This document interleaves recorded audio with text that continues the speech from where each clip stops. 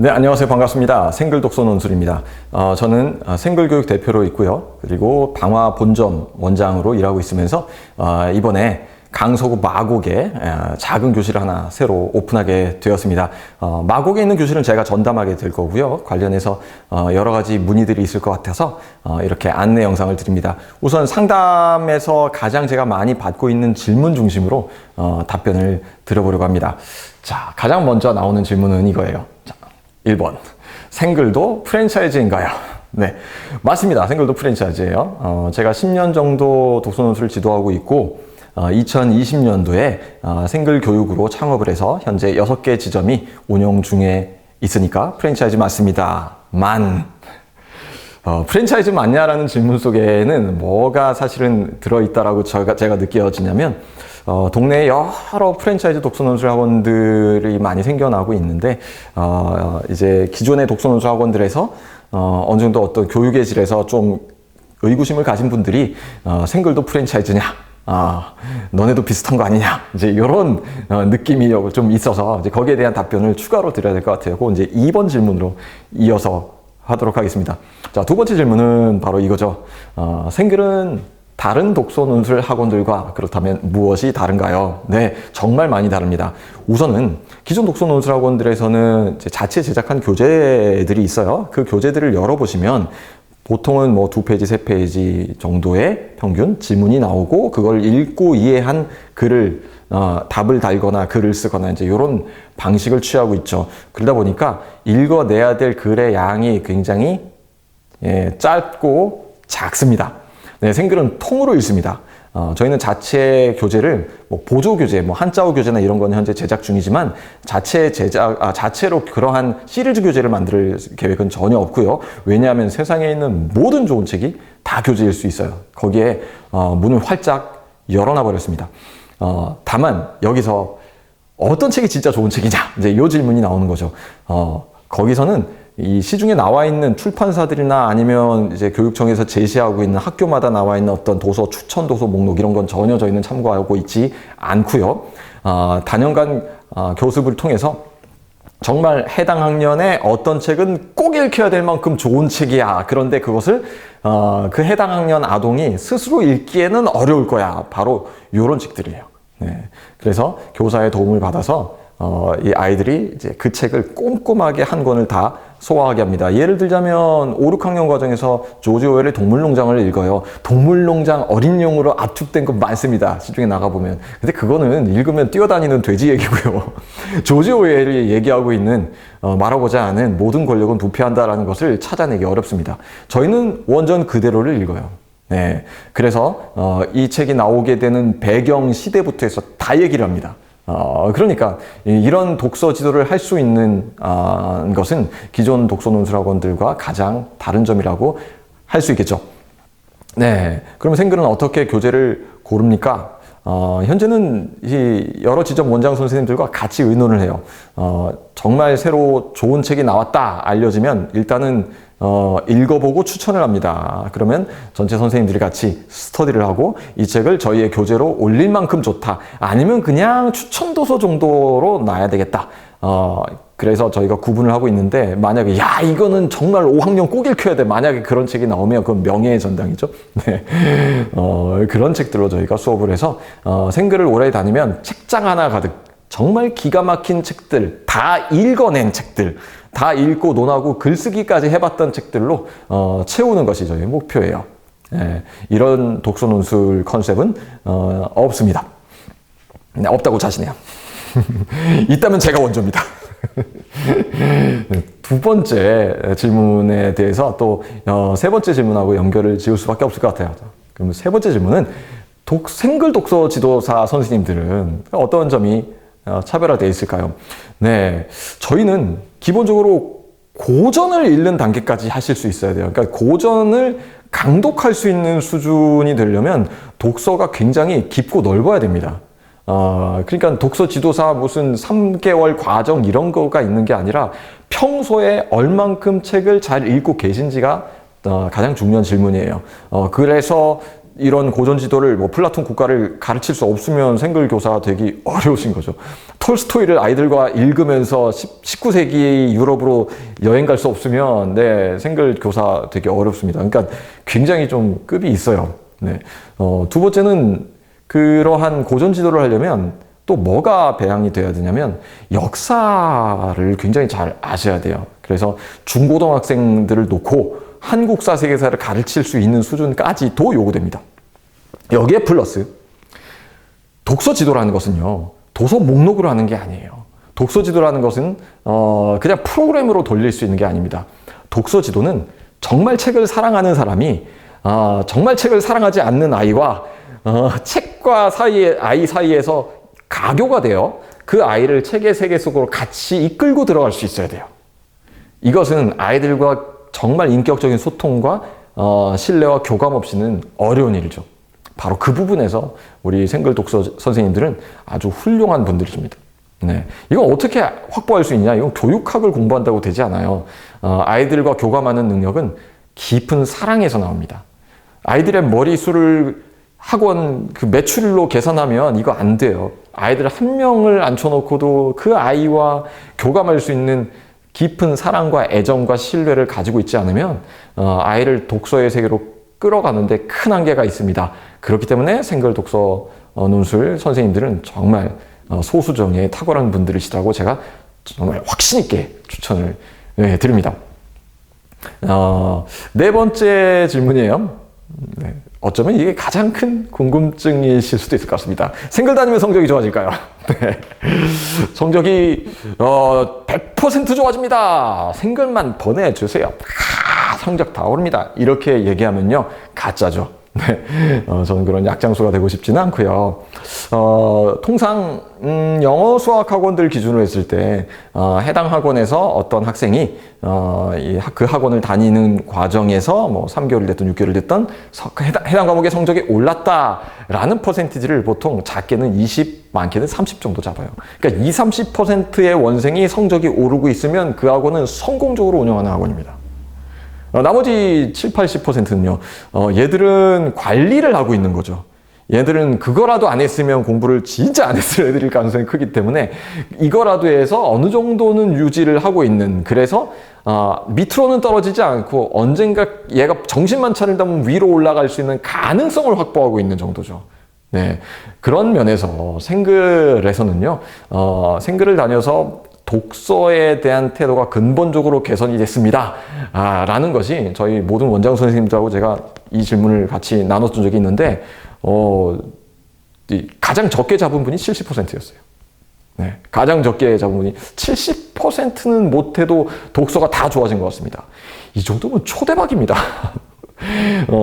제 경험에서는 학년이 어릴수록 훨씬 더 유리해요. 초등 저학년, 중학년은 거의 90%, 100%고요. 고학년에서 바로 생글에 왔을 때는 조금 쉽지 않아요. 6학년 아이가 와서 갑자기 해밍웨이 노인과보다 펼치고 있으면 얘는 처음에는 조금 힘듭니다. 네, 물론 이제 그 간극을 극복하는 과정에서 조금 격려와 도움이 있다면 금세 이제 이 독서에 큰 강물 속에 배를 띄울 수 있게 되겠죠. 네, 그런 면에서 생글 다니면 독서에 대해서는 해결될 수 있는 가능성이 압도적으로 높다 말씀을 드리고요. 그렇다면 성적은요, 당연하죠. 성적은 오릅니다. 독서를 제대로 할 수 있으면 모든 과목의 학습 태도가 근본적으로 개선이 되게 되어 있습니다. 읽기가 빠지는 과목이 뭐가 있나요? 심지어 수학 문제도 읽기인데요. 읽기 능력은 근본이기 때문에 읽기를 제대로 할 수 있게 되는 순간 아이들이 공부를 안정적으로 더 잘하게 될 가능성은 훨씬 더 탄탄하게 확보가 되는 것이라고 말씀을 드립니다. 그럼 국어 성적은요? 다른 어떤 과목보다도 국어가 오를 가능성이 크죠. 네.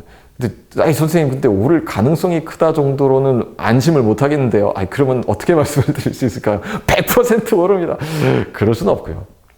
네, 성적이 오를 수 있는 기반이 형성될 가능성이 생글에서 굉장히 충분히 있습니다.